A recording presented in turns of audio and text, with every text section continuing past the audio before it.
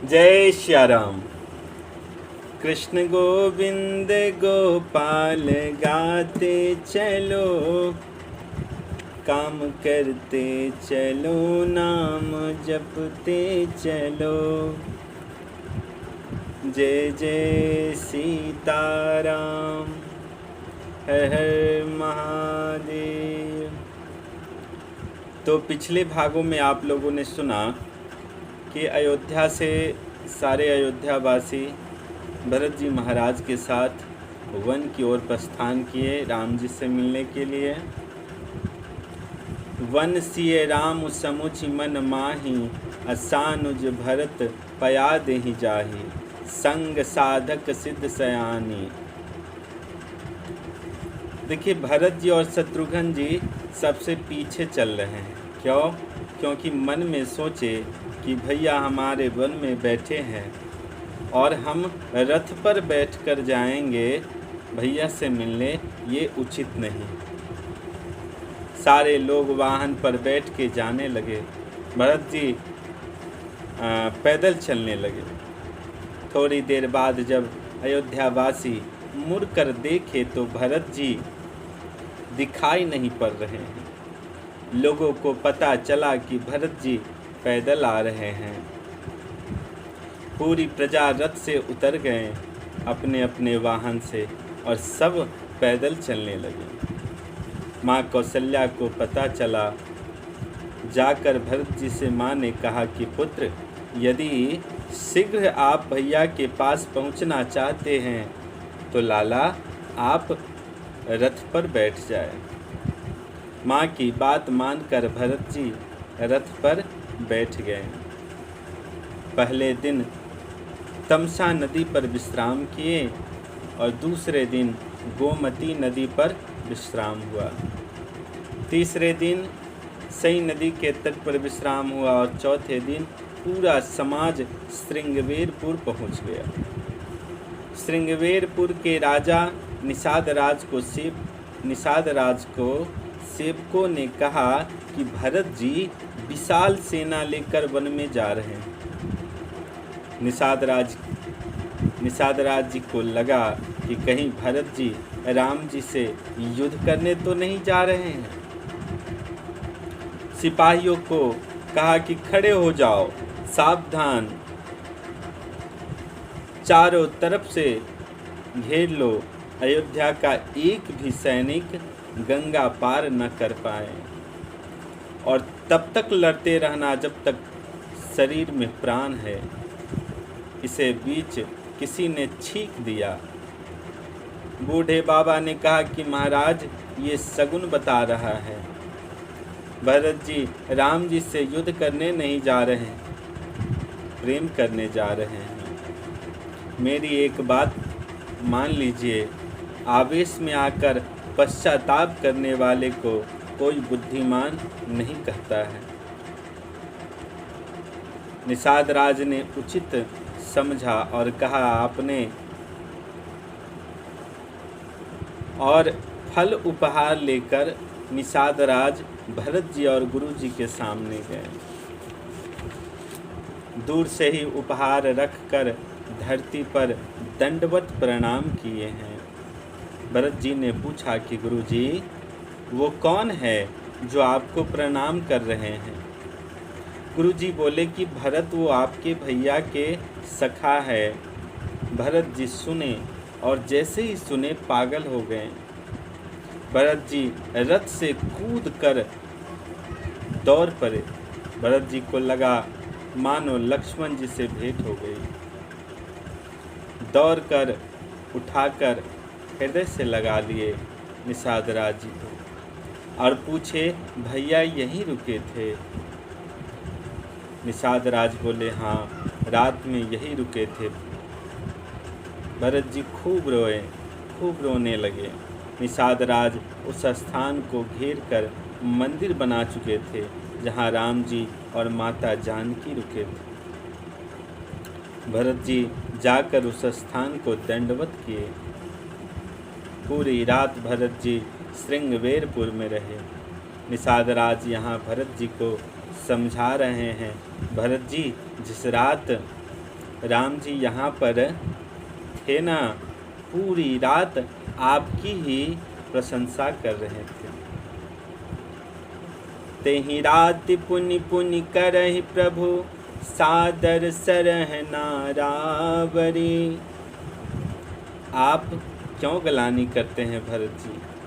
आपके भैया पूरी रात आपके प्रशंसा हमारे साथ किए।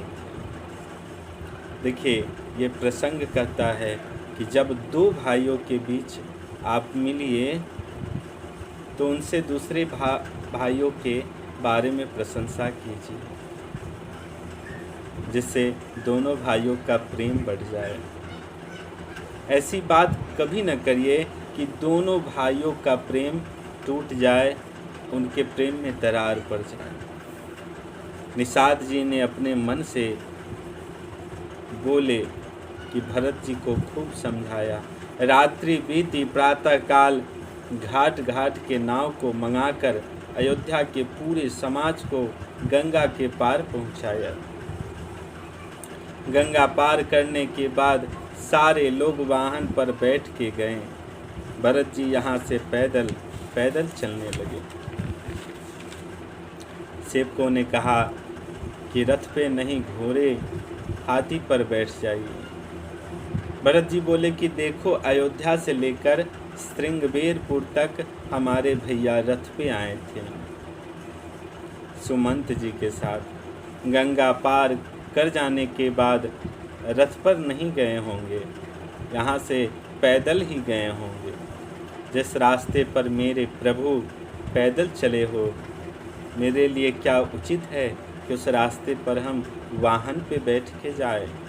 सिर भर जाऊ उचित अस मोरा, सबते सेवक धर्म कठोरा। भरत जी बोले कि पांव पर चल रहा हूँ, यह भी अपराध है। मेरे लिए सिर पर चल के जाऊं। पूरी प्रजा वाहन पर भी थे, पहले पहुंच गई प्रयाग। भरत जी राम राम जपते दिन के तीसरे पहर में पहुँचे। पूरा पांव छालों से भर गया है, पहली बार पैदल चले हैं। भरत जी कौशल्या जी ने पांव को देखा और लगी आंचल से सहलाने। कहा, बहुत पीड़ा है न पांव में भरत जी। भरत जी कहे, माँ, एक छाला तो पांव में है जो आपको दिख रहा है, लेकिन एक छाला जो हमारे हृदय में है, वह सिर्फ श्री राम, हमारे प्रभु राम को दिखने वाला है, उन्हीं को बस दिखाई देगा। भरत जी फिर रोने लगे।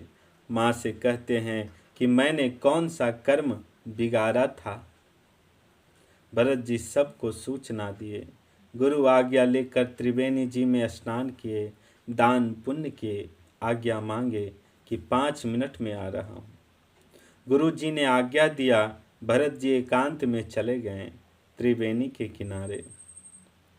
तीर्थराज प्रयाग ने कहा, स्वागत है भरत जी। भरत जी, आप रघुवंश के मणि हैं, कहिए क्या करूं। भरत जी कहे कि हे प्रयाग, आप मुझे पहचानते हैं ना?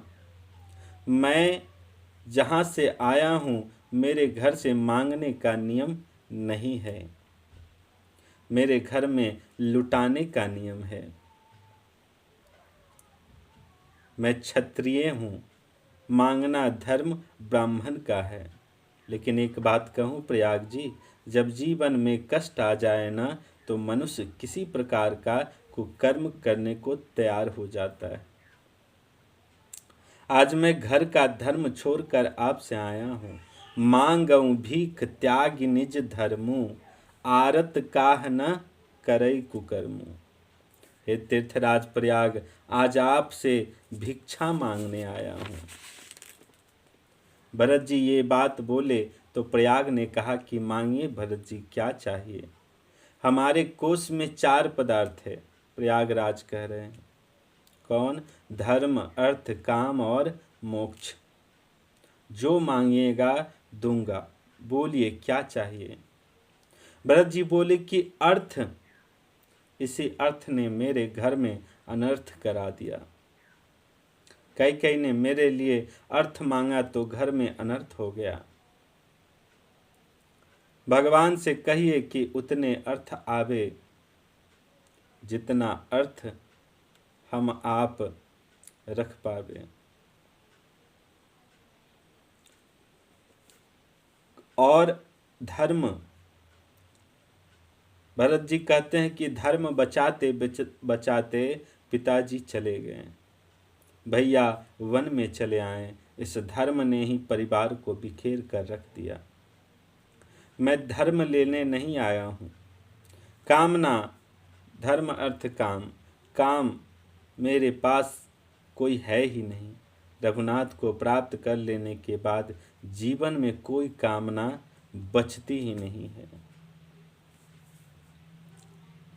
मैं काम लेने नहीं आया हूँ, मैं सगुण उपासक हूँ। हे तीर्थराज प्रयाग, मैं मोक्ष की कल्पना भी नहीं करता हूँ। देखिए, हम सब भी कभी मोक्ष की कल्पना न करें। तो ये क्रम चलता रहे। देखिए, ये क्रम चलता रहे। क्यों? जो कथा आपको मिल रही है, ये कथा, ये जो श्री रामचरितमानस की कथा है या भगवान की कोई भी कथा है, ये देवलोक में भी दुर्लभ है। भागवत में एक कथा आती है कि जब राजा परीक्षित को सुखदेव जी कथा सुना रहे थे तो देवता अमृत कलश लेकर आए थे और उनसे बोले कि आप इस अमृत कलश को राजा परीक्षित को पिला दीजिए, ये जीवित, ये अमर हो जाएंगे और उसके बदले में इस कथा का पान हमें करवा दीजिए। सुखदेव जी उन्हें डांट फटकार कर वहाँ से भगा दिए कि तुम उसके